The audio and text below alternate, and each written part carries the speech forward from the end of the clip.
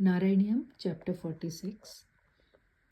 Ayi deva pura किल त्वयि स्वयमुत्थानशये स्तनन्धये परिजृम्भणतो व्यपावृते वदने विश्वमचष्टवल्लवी पुनरप्यथ बालकै समं त्वयि लीलानिरते जगत्पते फलसञ्चयवञ्चनक्रुधा तव मृद्भोजनमुचुरभर्काः अयि ते प्रलयावधौ विभो क्षितितो यादि समस्तभक्षिणः मृदुपाशनतो रुजा भवेत् इति भीता जननी चुकोपसा अयि दुर्विनयात्मकत्वया किमु मत्सा बत वत्स भक्षिता इति मातृगिरं चिरं विभो विततां तां प्रति जज्ञिषे हसन्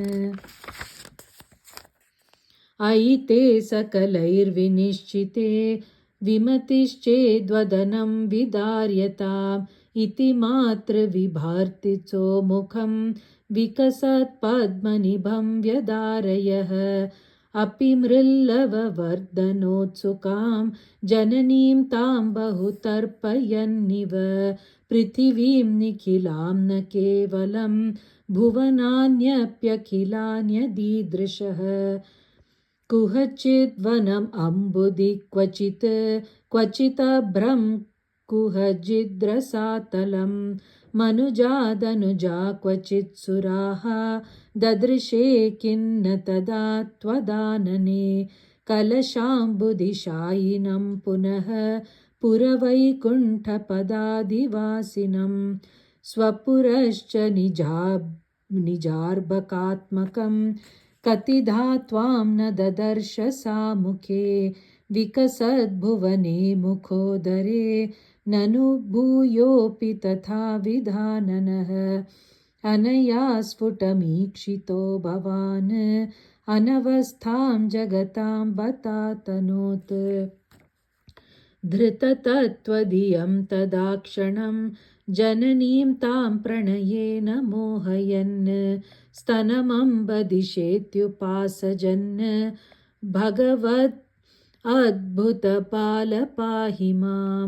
नारायणाखिलगुरो भगवन् नमस्ते. Chapter 47 Narayanyam. एकदा दधिविमातकारिणीं मातरं समुपसेदिवान् भवान् स्तन्यलोलुपतया निवारयन् अङ्कमेत्यपपिवान् पयोधरौ अर्धपीतकुचकुड्मले त्वयि स्निग्धहासमधुराननाम्बुजे दुग्धमीशदहने परिस्तृतं धर्तुमाशु जननी जगामते सामि पीतरसभङ्गसङ्गत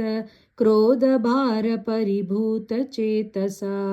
मन्थदण्डमुपगृह्य पाटितं हन्त देवदधिभाजनं त्वया उच्चलध्वनित उच्चकैस्तदा सन्निशम्य जननी समादृता त्वद्यशो विसरवद्ददर्श सा सद्य एव दधिविस्तृतं क्षितौ वेदमार्गपरिमार्गितं मृषा त्वाम् अवीक्ष्य परिमार्गयन्त्यसौ सन्ददर्श सुकृतिन्युलूखले दीयमाननवनीतमोतवे त्वां प्रगृह्य बत भीतिभावना भासुरानन सरोजम् आशुसा रोषरूषितमुखी सखी पुरो बन्धनाय रशनाम् उपाददे बन्धुमिच्छति यमेव सज्जन स्तम्भवन्तमयि बन्धुमिच्छति सा नियुज्य रशनागुणान् बहून् द्वयङ्कुलो नमखिलं किलैक्षत विस्मितोत्स्मितसखी जनेक्षितां स्विन्नसन्नवपुषं निरीक्ष्यतां नित्यमुक्तवपुरप्यहो हरे बन्धमेव कृपयान्वमन्यथाः स्थीयतां चिरमुलूखले खले त्यागता भवनमेव सा यदा प्रागुलूखलबिलान्तरे तदा सर्पिरर्पितमदन्नवा स्थिताः यद्यपाशसुगमो विभो भवान् संयत किमु सपाशयानया एवमादिदिविजैरभीष्टुतो वातनाथ परिपाहि मां गदात्। नारायण अखिलगुरो भगवन्नमस्ते।